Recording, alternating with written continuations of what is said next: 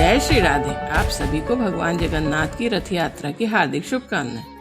दोस्तों, हर साल आषाढ़ मास में उड़ीसा के पुरी में स्थित भगवान जगन्नाथ की प्रतिमा को रथ पर बैठाकर यात्रा निकाली जाती है, जिसे जगदीश और जगन्नाथ रथ यात्रा कहा जाता है। इस रथ यात्रा को देखने के लिए देश ही नहीं बल्कि विदेश से भी लोग यहाँ आते हैं। रथ यात्रा शुरू होने से पहले 15 दिन पहले भगवान का जगन्नाथ का मंदिर आम भक्तों के लिए बंद कर दिया जाता है। बहुत कम लोग इसके पीछे का कारण जानते हैं, तो आइए जानते हैं क्या है ये परंपरा और इससे जुड़ी खास बातें। तो आइए, स्वागत है आपका हमारे YouTube चैनल धर्म और ज्ञान में। यदि आप चैनल में नए हैं तो चैनल को अवश्य सब्सक्राइब और लाइक करें, और यदि आपको वीडियो अच्छा लगता है तो ज़्यादा से ज़्यादा शेयर करें, ताकि धर्म संबंधित जानकारी सभी भक्तों तक पहुंच सके। दोस्तों, कमेंट बॉक्स में जय श्री नारायण अवश्य लिखें, ताकि श्री नारायण की कृपा आप सब पर बरसती रहे। तो आइए जानते हैं कि 15 दिनों के लिए मंदिर के कपाट क्यों बंद कर दिए जाते हैं। उड़ीसा के पुरी में स्थित भगवान जगन्नाथ का मंदिर हिंदुओं के पवित्र 4 धामों में से एक है। यहाँ हर साल आषाढ़ मास में भगवान जगन्नाथ की प्रतिमा को रथ पर बैठाकर यात्रा निकाली जाती है, जिसे जगदीश और जगन्नाथ रथ यात्रा कहा जाता है। स्थानीय परंपरा के अनुसार ज्येष्ठ मास की पूर्णिमा पर भगवान जगन्नाथ, बड़े भाई बलभद्र और बहन सुभद्रा को 108 घड़ों के जल से स्नान करवाया जाता है, जिसे सहस्त्रधारा स्नान कहते हैं। मान्यता है कि इस स्नान के कारण भगवान जगन्नाथ, बलभद्र और सुभद्रा बीमार हो जाते हैं, इसलिए अगले 15 दिन तक मंदिर के कपाट बंद कर दिए जाते हैं। आम श्रद्धालुओं का मंदिर में प्रवेश रोक दिया जाता है। इस दौरान सिर्फ पुजारी ही मंदिर में प्रवेश कर सकते हैं। 15 दिन तक किया जाता है उपचार। बीमार होने के कारण आषाढ़ कृष्ण प्रतिपदा से अमावस्या तक भगवान जगन्नाथ, बलभद्र और देवी सुभद्रा एकांतवास में रहते हैं। इस दौरान इनका उपचार किया जाता है ताकि ये जल्दी से जल्दी ठीक हो सके। इन 15 दिनों में भगवान को आयुर्वेदिक जड़ी बूटियाँ और काढ़े का ही भोग लगाया जाता है। मान्यता है कि इस काढ़े का सेवन करने से भगवान शीघ्र ही स्वस्थ हो जाते हैं और इसके बाद रथ पर सवार होकर अपने भक्तों को दर्शन देने के लिए निकलते हैं। कब से शुरू होगी जगन्नाथ रथ यात्रा? इस बार भगवान जगन्नाथ की रथ यात्रा का आरंभ 20 जून मंगलवार से होगा और समापन 28 जून बुधवार को होगा। 19 जून को त्रिपुष्कर योग सुबह 5:45 से दोपहर 1:07 तक रहेगा। इसके अलावा सुस्थिर और ध्रुव नाम के 2 शुभ योग दिन भर रहेंगे। इन विशेष योगों में जगन्नाथ रथ यात्रा का आरंभ होना बहुत ही शुभ रहता है। आइए अब जानते हैं जगन्नाथ रथ यात्रा का इतिहास। रथ यात्रा परंपरा की शुरुआत से जुड़ी कुछ पौराणिक कहानियाँ। एक कथा के अनुसार भगवान कृष्ण और बलराम को मारने के लिए उनके मामा कंस ने उन्हें मथुरा आमंत्रित किया। उसने अपने सेनापति अक्रूर को रथ के साथ गोकुल भेजा। इस आमंत्रण पर भगवान कृष्ण अपने भ्राता बलराम के साथ रथ पर बैठे और मथुरा के लिए रवाना हो गए। यह कंस के अंत की शुरुआत थी, इसलिए भक्त कृष्ण और बलराम के मथुरा प्रस्थान के इस दिन को रथ यात्रा के रूप में मनाते हैं। द्वारिका में भक्त उस दिन का जश्न मनाते हैं जब भगवान कृष्ण बड़े भाई बलराम और बहन सुभद्रा को नगर का सौंदर्य और वैभव को दिखाने के लिए रथ पर सवार होकर भ्रमण के लिए निकले थे। एक और कथा के अनुसार एक बार भगवान कृष्ण की सभी रानियों ने माता रोहिणी से अनुरोध किया कि वे गोपियों के साथ भगवान कृष्ण के दिलचस्प प्रेम पूर्ण प्रसंग रास लीला को सुनाएं। माता रोहिणी को लगा कि सुभद्रा का इस तरह के प्रसंग सुनना अनुचित होगा, इसलिए उन्होंने सुभद्रा को वहां से विदा कर दिया। लेकिन अपनी जिज्ञासा के कारण सुभद्रा अशरीर रूप में भगवान कृष्ण और बलराम के साथ वहां मौजूद रहीं। जब सब पूरी तरह से कहानियों में लीन थे तो देवर्षि नारद वहां पहुंचे। तीनों भाई बहनों को एक साथ दर्शन पाकर उन्होंने प्रार्थना की कि वे तीनों इसी तरह अपने भक्तों को एक साथ दर्शन दें। तब प्रभु ने उन्हें वरदान दिया और तभी से तीनों सर्वदा के लिए भगवान जगन्नाथपुरी के मंदिर में निवास करते हैं। एक और कहानी जो रथ यात्रा से जुड़ी है वह इस प्रकार है। श्री कृष्ण की मृत्यु के पश्चात जब द्वारिका में उनका अंतिम संस्कार किया जा रहा था, तब बड़े भाई बलराम अत्यधिक व्यथित थे और वे अपने छोटे भाई के बिना जीवन व्यतीत नहीं करना चाहते थे। उन्होंने स्वयं को समाप्त करने का निर्णय भी ले लिया और समुद्र की ओर दौड़ पड़े। उनके पीछे सुभद्रा भी थी। इसी समय भारत के पूर्वी राज्य के राजा इंद्रद्युम्न को स्वप्न दिखाई दिया कि जिसमें भगवान कृष्ण का शरीर उन्हें पुरी तट पर तैरता हुआ नजर आया। उन्हें स्वप्न में यह भी आभास हुआ कि उन्हें शहर के एक विशाल मंदिर का निर्माण करना चाहिए और श्री कृष्ण, बलराम और सुभद्रा की लकड़ी की मूर्तियां बनवाकर उनको पवित्र स्थान देना चाहिए। भगवान कृष्ण की अस्थियों को उनकी मूर्ति की पीठ के खोखले इस हिस्से में डाल देना चाहिए। राजा इंद्रद्युम्न ने इस स्वप्न को सच किया और उन्होंने श्री कृष्ण के अस्थि के टुकड़े ढूंढे और उन्हें साथ लेकर आप पुरी आ गए। लेकिन अब यह प्रश्न था कि इन तीनों देवों की मूर्तियों का निर्माण कौन करेगा।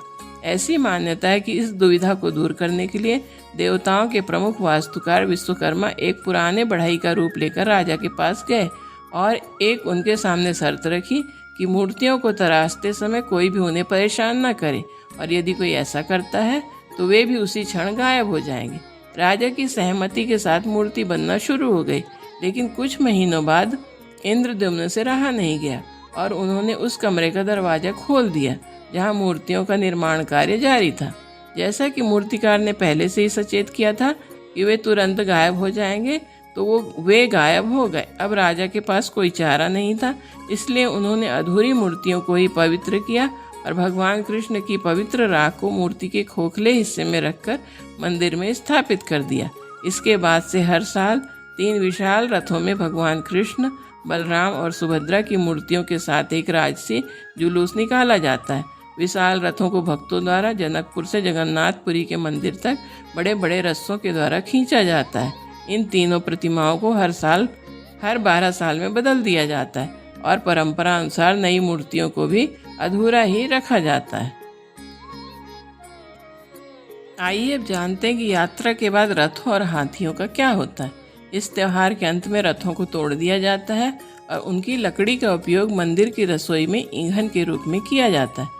माना जाता है कि जगन्नाथपुरी में स्थित रसोई दुनिया में सबसे बड़ी रसोई है, जहां हर दिन 56 पकवान बनाए जाते हैं और 2000 से लेके 2 लाख लोगों को भोजन प्रसादी वितरित की जाती है।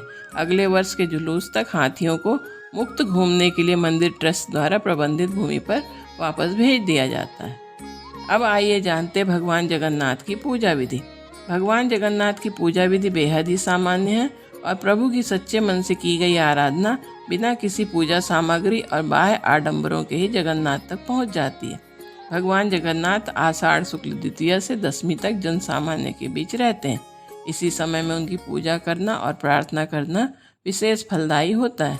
इसी समय में भगवान की रथ यात्रा में पूरी श्रद्धा से सम्मिलित होकर आप भगवान जगन्नाथ की उपासना करें। अगर आप मुख्य रथ यात्रा में भाग नहीं ले सकते हैं तो किसी भी अन्य रथ यात्रा में भाग ले सकते हैं। अगर यह भी संभव नहीं है तो घर पर ही भगवान जगन्नाथ की उपासना करें। भगवान जगन्नाथ को मालपुए का भोग लगाएं, क्योंकि यह उनके मन पसंद हैं, और उनके मंत्रों का जाप करें। आइए अब जानते हैं भगवान जगन्नाथ जी के महाप्रसाद से जुड़ी कुछ रोचक जानकारी। किसी भी मंदिर के प्रसाद की अपनी अलग विशेषताएं होती हैं।